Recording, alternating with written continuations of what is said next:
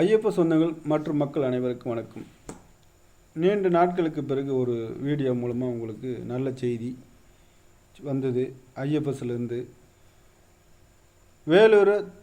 வேலூரை தலைமையிடமாக கொண்ட லட்சுமி நாராயணன்றவனுக்கு வலது கையாக செயல்பட்ட மோகன் பாபு என்றவன் 1.5 மாதத்துக்கு முன்னே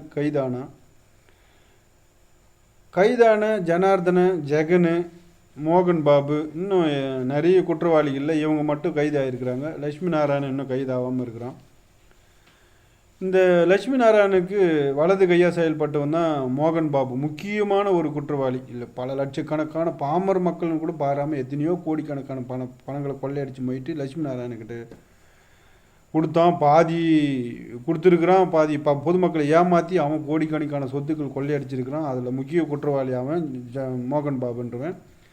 வலது கையாக செயல்பட்டுவன். அதாவது லட்சுமி நாராயணனுக்கு வலது கையாக செயல்பட்டுவன். 2021-22 காலகட்டத்தில் கோடிக்கணக்கான பணத்தை கொள்ளையடிச்சு போனதில் லட்சுமி நாராயணனுக்கு வலது கையாக செயல்பட்டுவன். இடது கையாக செயல்பட்டவன் வந்து தான் நம்ம நெமிலியை சேர்ந்த ஜெகன்ன்றவன். எல்லாருக்குமே தெரியும். ஆல்ரெடி எக்கச்சக்கமான வீடியோ அதை பற்றி போட்டுருக்குறோம். புதுசாக பார்க்குறவங்களுக்கு இன்டர்நேஷ்னல் ஃபைனான்ஸ் சர்வீஸில் கோடிக்கணக்கான பணத்தை கொள்ளையடிச்சிக்கிட்டு போன பணத்தை இருந்த மக்கள் பாதிக்கப்பட்டதில் நானும் ஒரு ஆள்.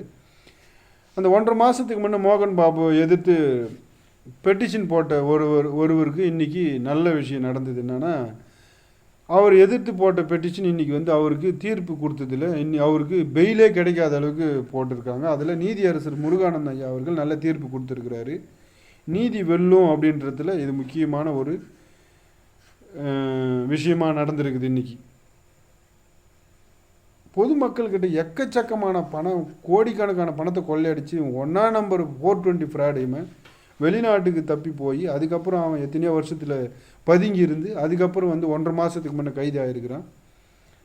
அதுக்கு அவனுக்கு எதிர் பெட்டிஷன் போட்டது ஒரு நபர் மட்டும்தான் போட்டிருக்கிறாங்க.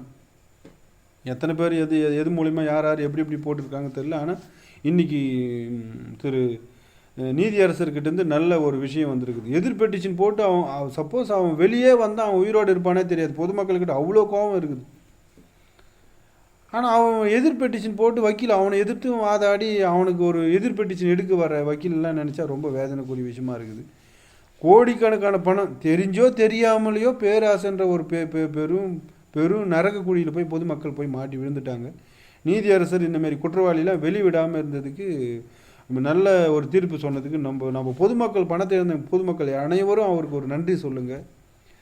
இப்படியாப்பட்ட குற்றவாளிலாம் வெளி வரவே கூடாது. காலம் ஃபுல்லாக ஆயுள் தண்டனை கொடுத்து அவனுங்களாம் அங்கேயே அவன்லாம் வந்து புரோக்கராக செயல்பட்டதாக அவங்க வந்து காட்டிக்குவாங்க. அந்த இடத்துல நாங்கள் ஒரு புரோக்கர் தான் ஐயா அப்படின்னு காட்டிக்குவாங்க. அது எதுவுமே உண்மை கிடையாது.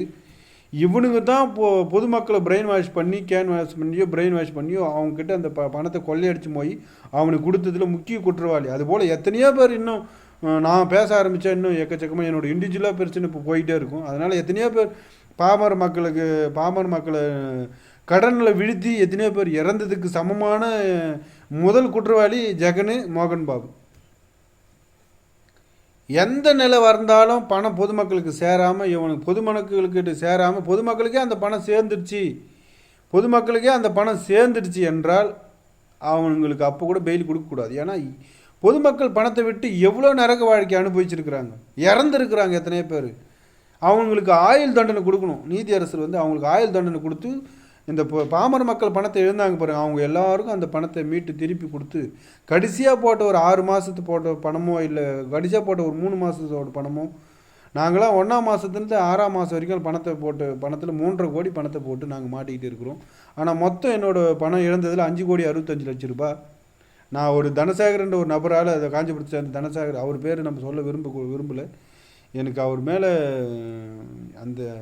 அதை மறுபடியும் நம்ம கதைக்கு போனால் அது பெரிய பிரச்சனையாகும். மறுபடியும் பேச ஆரம்பித்து மீண்டும் கோவப்பட்டு ஏகமாக போகும். அதனால் வேண்டாம். நானும் இவரால் ஒரு இழந்தன்றதுக்காக இந்த வீடியோ மூலமாக உங்களுக்கு சொல்லிக்கிறேன்.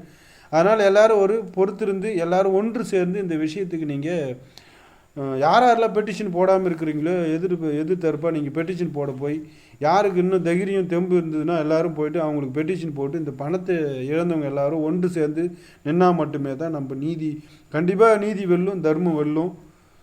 நம்ம இழந்த பணத்தை இழந்த மக்கள் அனைவருக்கும் இந்த பணத்தை திரும்ப வரும். அப்படியே நம்ம பணத்தை இழந்து உயிரும் இழந்த அவங்க குடும்பத்துக்கு நீதியரசர் மூலமாக நம்மளுக்கு அந்த பணம் கிடைக்கின்ற ஒரு நம்பிக்கையோடு நாம் வந்து பொறுமையாக இருந்து நியாயம் வெல்லும், நீதி வெல்லும், தர்மம் வெல்லுன்ற ஒரு பக்கத்தில் நம்ம நின்று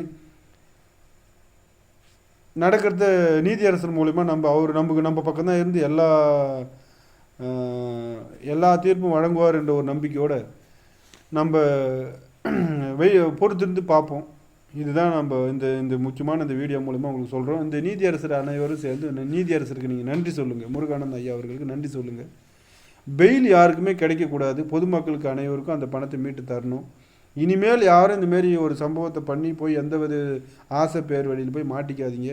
பணத்தை இழந்தவங்களுக்கெல்லாம் பணத்தை இழந்தவங்க அனைவரும் ஒரு நன்றி சொல்லிக்கிங்க. கண்டிப்பாக உங்களுக்கு நல்லது நடக்கும் அப்படின்ற ஒரு இந்த வீடியோ மூலம் உங்களுக்கு சொல்கிறேன். நன்றிங்க அனைவருக்கும். நீதியரசர் அவர்களுக்கு நன்றிங்க.